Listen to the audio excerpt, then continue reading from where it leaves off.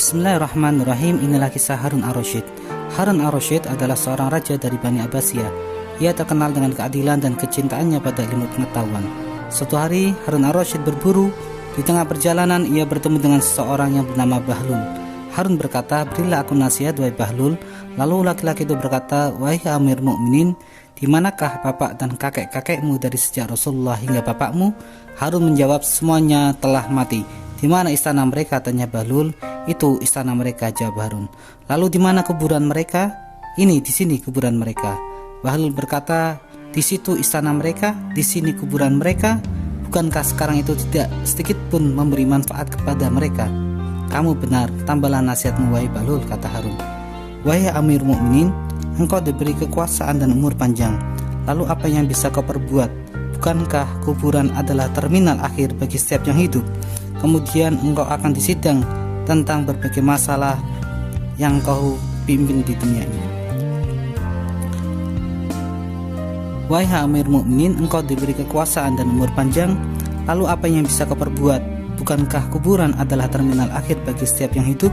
Kemudian engkau akan disidang tentang berbagai masalah yang kau pimpin ketika di dunia ini. Wahai Amir Mukminin, engkau diberi kekuasaan dan umur panjang. Lalu apa yang bisa kau perbuat? Bukankah kuburan adalah terminal akhir bagi setiap yang hidup?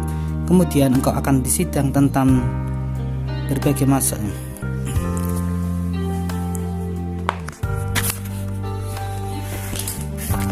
Wahai Amir Mukminin, engkau diberi kekuasaan dan umur panjang.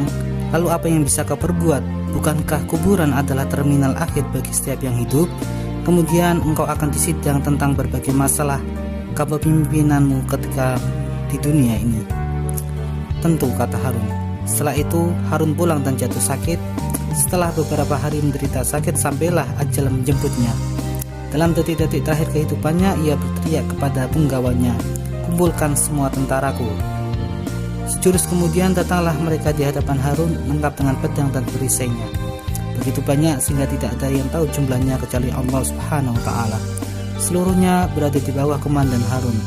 Melihat mereka, Harun menangis dan berkata, Wahai Zat yang tidak pernah kehilangan kekuasaan."